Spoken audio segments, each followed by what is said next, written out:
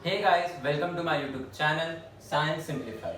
This is your tutor Meet Shah who will try to make science as easy as possible. So today's topic is transcription, translation and translocation. तो ये video थोड़ा interesting होने वाला है, तो please इसे and तक देखना और I hope and I actually sure कि आपको एंड तक इन तीनों टर्म्स का पूरा मतलब समझ जाएगा. तो चलिए शुरू करते हैं. तो स्टार्ट करते हैं सेंट्रल डॉग्मा ऑफ लाइफ से. अब ये बेसिकली है क्या, जितने भी लाइफ प्रोसेस है सारी की सारी इसके अराउंड ही रिवॉल्व करती है, यानी इसके अराउंड. इसीलिए हम इसे कहते हैं सेंट्रल डॉग्मा ऑफ लाइफ. ठीक है, तो अब देखते हैं. डीएनए से डीएनए बनता है जिसे हम कहते हैं रेप्लिकेशन. फिर डीएनए का जब ट्रांसक्रिप्शन होगा तो उससे बनेगा mRNA, that is messenger RNA. और एमआरएनए का जब ट्रांसलेशन होगा तब बनेगा प्रोटीन. तो अब आप सोच रहे रहोगे कि प्रोटीन्स इतने इंपॉर्टेंट क्यों है बॉडी के लिए.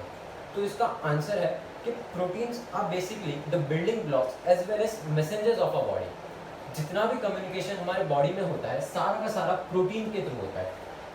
इसमें इंटरसेलुलर यानी दो सेल के बीच और इंट्रासेलुलर यानी सेल के अंदर सारा का सारा आ गया.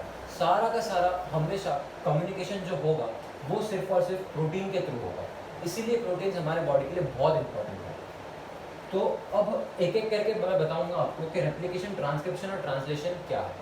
तो स्टार्ट करते हैं रेप्लिकेशन से. अब रेप्लिकेशन का एग्जैक्ट मीनिंग क्या है. रेप्लिकेशन मतलब एक कॉपी बनाना. जैसे अगर आप एक मिरर के सामने खड़े हैं तो मिरर आपको अपना रेप्लिका बताएगा. वैसे ही डीएनए से डीएनए बनता है जिसे हम कहते हैं रेप्लिकेशन. तो अब इसमें होता क्या है, एक एंजाइम होता है डीएनए डिपेंडेंट डीएनए पॉलीमरेज. अब इसका मैं आपको मतलब समझाता हूँ. डीएनए डिपेंडेंट यानी ये डीएनए पे ही डिपेंड कर रहा है, और डीएनए पॉलीमरेज यानी ये फिर से डीएनए बना रहा है, इसलिए इसका नाम है डीएनए डिपेंडेंट डीएनए पॉलीमरेज. तो अब क्या होता है, हमें पता है कि डीएनए एक डबल हेलिक्स स्ट्रक्चर है.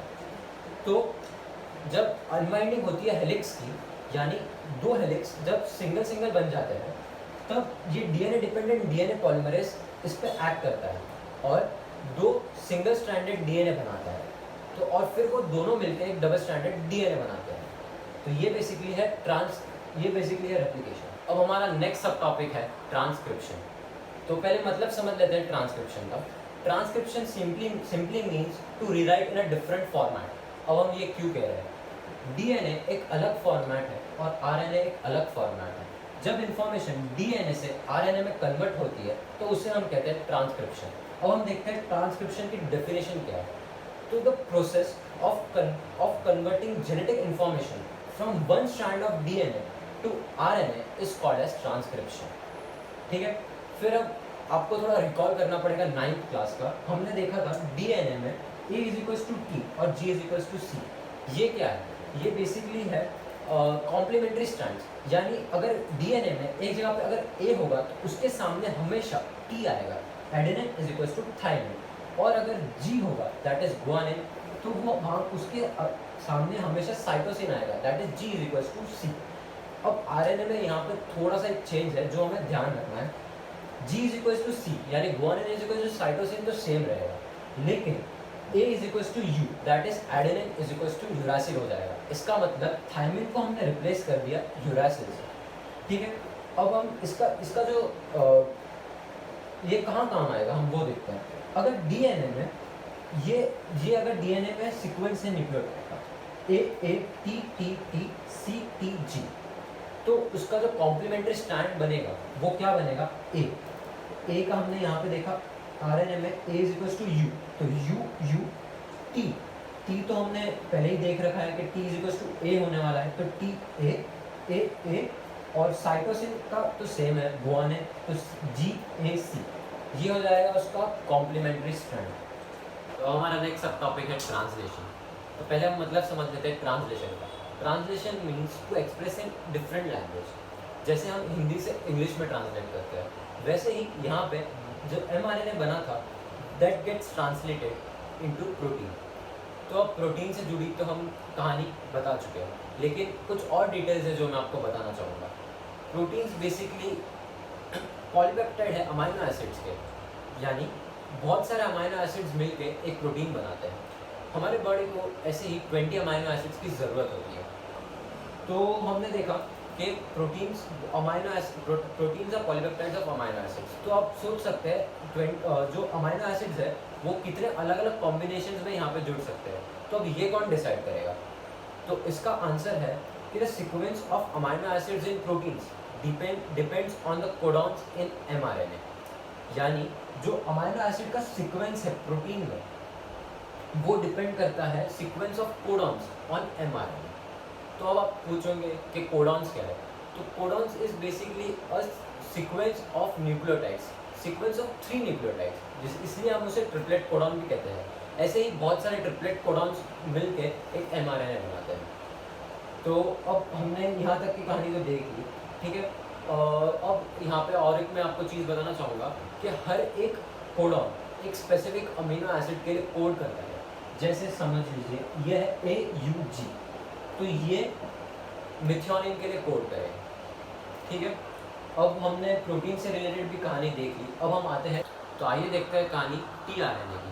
tRNA का फुल फॉर्म है ट्रांसफ़र RNA। अब इसे ट्रांसफ़र RNA क्यों कहा जाता है?